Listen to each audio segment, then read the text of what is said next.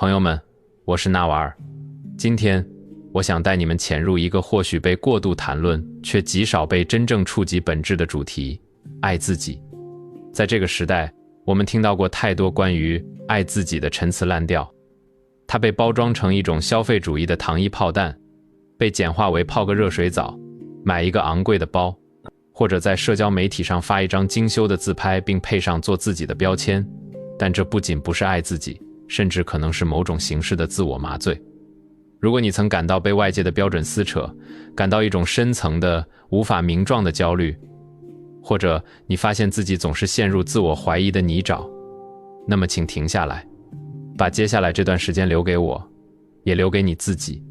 真正的爱自己，不是某种温软的情绪，也不是一种自恋的放纵。在我看来，它是所有幸福、成功和内在平静的绝对基石。它是一门硬核的学科，一种冷峻的生存策略，更是你在这个嘈杂世界中保持清醒的唯一屏障。让我们把那些陈词滥调扫进垃圾堆，重新定义这一切。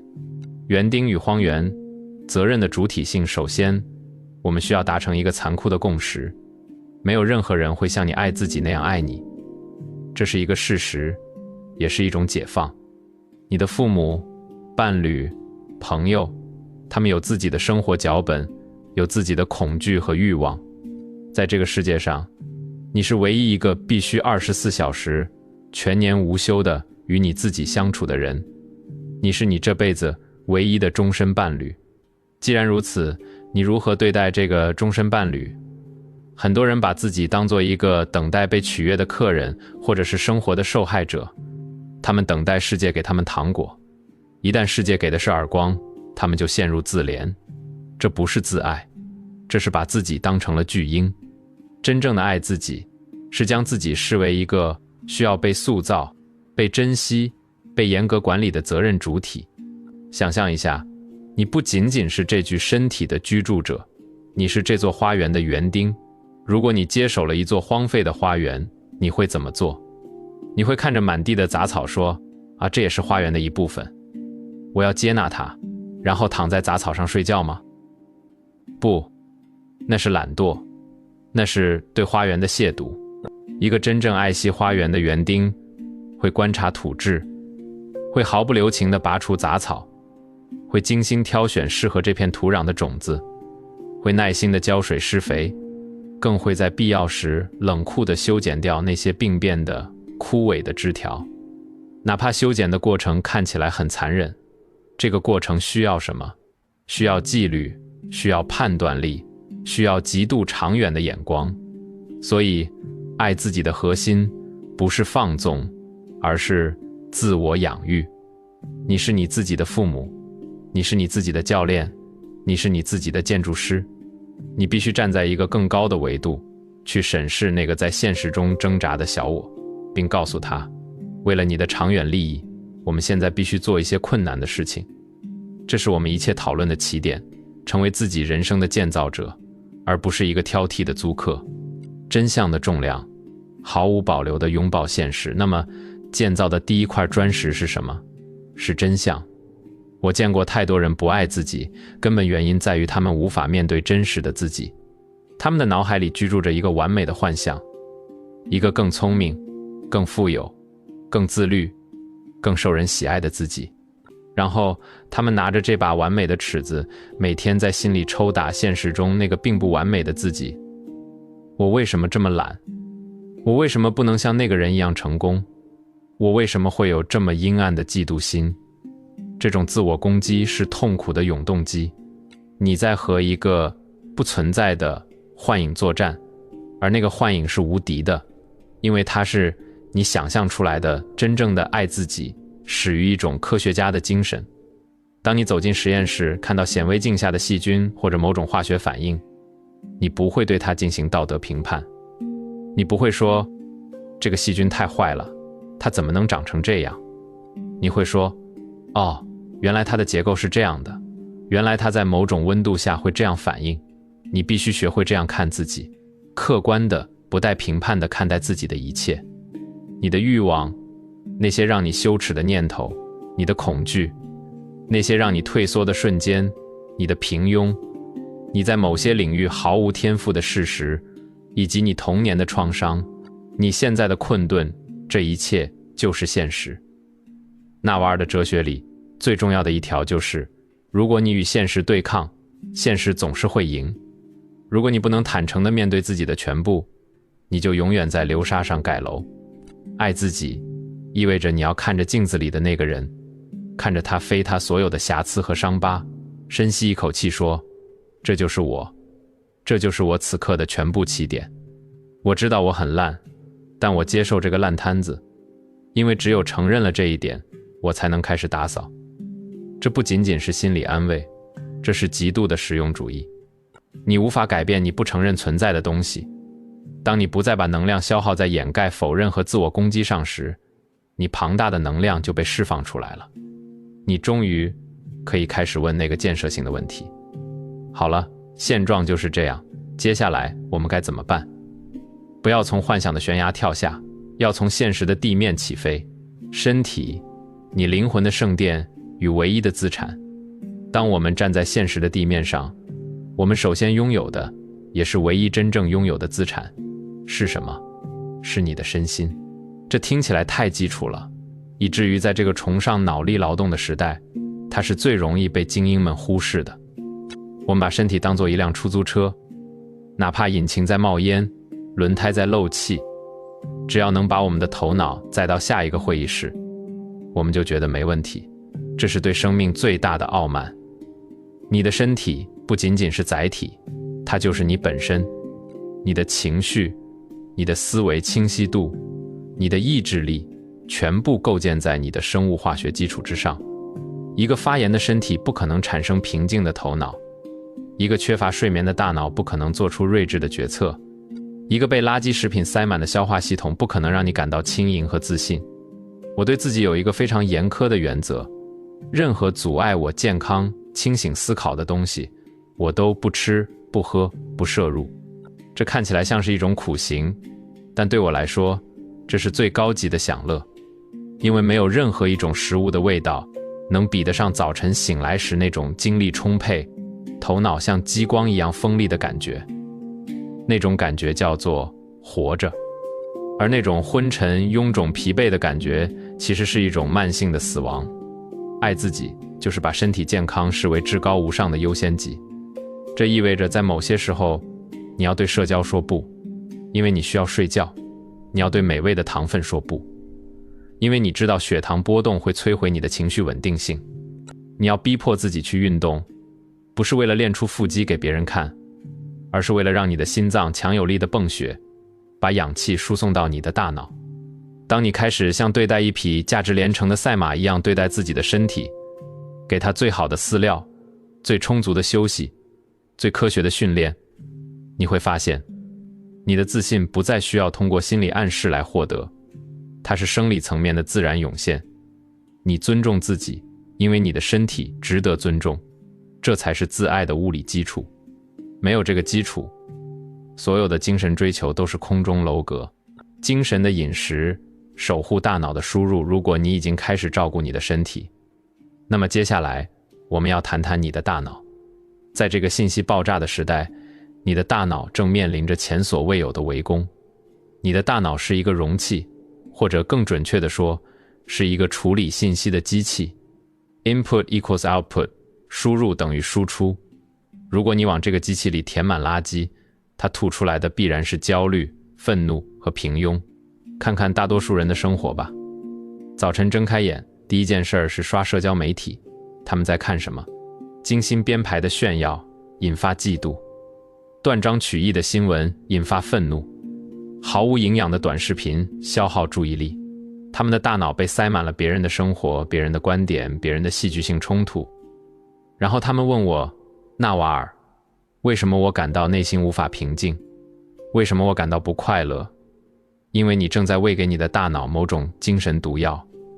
爱自己，就是成为你大脑的守门人。这种守门必须是冷酷无情的。你要意识到，内心平静 （peace of mind） 不是一种偶然降临的精神状态，它是一种选择，一种判断，是你决定什么对你重要，然后无视其他一切。我极度挑剔我的信息来源，我宁愿把时间花在阅读几百年前经过时间洗礼的经典书籍上，去和人类历史上最伟大的灵魂对话，也不愿意花1分钟去关注推特上的热门争吵。为什么？因为经典能滋养我的智慧，而争吵只能消耗我的情绪。爱自己意味着你要有勇气做一个不知情者。你不需要知道现在的流行趋势是什么，你不需要知道哪个明星出轨了，你不需要知道遥远国度发生的无关紧要的琐事。当你开始主动的、严格的筛选输入你大脑的信息时，奇妙的事情会发生。你的思维会变慢，但会变深。你的焦虑感会下降，因为你不再拿自己的后台与别人的前台做比较，你开始重新拥有你自己的大脑。除了信息环境，还有你的物理环境和人际环境。看看你周围的人，你是你最常接触的5个人的平均值。如果你的朋友都在抱怨，都在八卦，都在挥霍时间，那么你几乎不可能独自向上生长。这很残酷，但爱自己有时意味着离开某些圈子，意味着你要寻找那些能引发你思考，让你感到平静，激励你变得更好的人。如果没有这样的人，那就去书里找，去播客里找，宁可孤独，也不要与消耗你的人为伍。在这个层面上，爱自己就是为自己创造一个无菌的、营养丰富的生态系统，让你的灵魂得以在其中自由呼吸。时间的货币极度吝啬与极度慷慨。我们谈了身体，谈了大脑，现在谈谈你最稀缺的资源——时间。时间是你唯一不可再生的货币。你怎么花时间，就等于你怎么爱自己。每1分钟的流逝，都是你生命的一部分在死去。如果你真的爱自己，你会怎么对待这有限的生命？很多人把时间贱卖了，他们做着极度厌恶的工作，只为了维持生计。他们参加无聊的聚会，只为了合群。他们漫无目的的浏览网页，只为了杀时间。杀时间，这简直是自杀的同义词。在我的体系里，我建议每个人都给自己的时间设定一个极高的时薪。哪怕你现在还没赚到那么多钱，在心里你要给自己定一个价，比如每小时$5000。一旦你设定了这个标准，很多决策就变得极其简单。如果有人请你去做一件毫无意义的事，你会想，这件事值得我花$5000吗？如果答案是否定的，你就拒绝。你会开始花钱去解决琐事，比如外包家务，因为你的时间比那个家务劳动的市场价更贵。这听起来很功利，但其实很神圣。这是在向宇宙宣告，我的生命很重要。爱自己，就是学会无情的拒绝。拒绝那些配不上你时薪的要求，拒绝那些试图窃取你注意力的干扰。但这种吝啬是为了什么？是为了在另一些地方极度慷慨。当你省下了那些被浪费的时间，你把它们投在哪里？投在那些真正能产生复利的事情上。学习一项难以被替代的技能，深度思考，创造独特的作品，陪伴那些真正滋养你生命的家人和挚友，以及单纯地享受当下的存在。你要把时间花在能让你升值的事情上，或者能让你感到深刻幸福的事情上。除此之外的一切都是对生命的浪费。我们要严肃地对待时间，以此来建立自己的规则。不要做那个随叫随到的好人，要做那个对自己时间有绝对掌控权的暴君。只有当你捍卫了自己的时间，别人才会尊重你的时间。独特性，逃离竞争的陷阱社会，给我们每个人都发了一本标准剧本：上好学校，找好工作，通过竞争爬上阶梯，买大房子，以此获得地位。很多人在这个剧本里耗尽了一生，他们痛苦，因为他们在竞争。如果你在竞争，说明你在模仿；如果你在模仿，说明你没有做自己。爱自己是撕碎这个剧本，竞争是留给失败者的。这听起来很狂妄，但我的意思是，如果你在做只有你能做的事情，你就没有竞争对手。我们每个人都是独一无二的，这不仅是鸡汤，这是基因层面的事实。你的经历、你的兴趣、你的天赋组合，在这个宇宙中是绝无仅有的。但是我们在成长的过程中，往往为了迎合社会，削足适履，把自己塞进了一个标准化的模具里。爱自己是去倾听内心深处那个微弱的声音。你真正好奇的是什么？不是什么能赚钱，不是什么能让你看起来体面，而是什么让你在做的时候会忘记时间的流逝。什么事情对别人来说是工作，对你来说却像是玩耍。我的财富和幸福不来自于我比别人更努力地做大家都做的事，它来自于我成为了纳瓦尔。我结合了对科技的理解，对投资的敏锐，以及对哲学的热爱。这个组合是我的独有知识 specific knowledge。 没有人能在这个领域打败我，因为没人能比我更像我。爱自己就是投入所有的资源去挖掘和深耕你的独特性，哪怕它看起来很边缘，哪怕它一开始不被理解。你要敢于走上一条少有人走的路，你要去探索那些让你感到兴奋的小众领域。当你不再试图成为别人故事里的配角，当你开始用你的独特性去为这个世界创造价值时，你会得到一种深刻的奖赏。这种奖赏不仅仅是金钱，虽然金钱通常会随之而来，更是一种不可撼动的自我认同。你不需要外界的掌声来证明你的价值，因为你的价值来自于你对自己独特道路的忠诚。这就是我说财富和幸福来自于成为你自己的真意。只有当你做自己的时候，你才是不可替代的。爱自己就是让自己变得不可替代。抽离与观察，你不是你的念头这一部分，可能是最难理解，但也最深刻的。我们常常陷入一种错觉，认为我就是我的想法，我就是我的情绪。当你产生一个焦虑的念头，你觉得我完了，我很焦虑。当你遭遇一次失败，你觉得我是一个失败者。你把大脑里那个喋喋不休的声音当成了你自己。这就像是你把天气的变化当成了天空本身。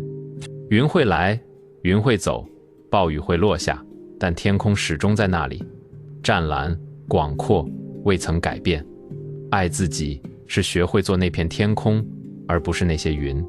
这就是冥想和觉察带给我们的力量。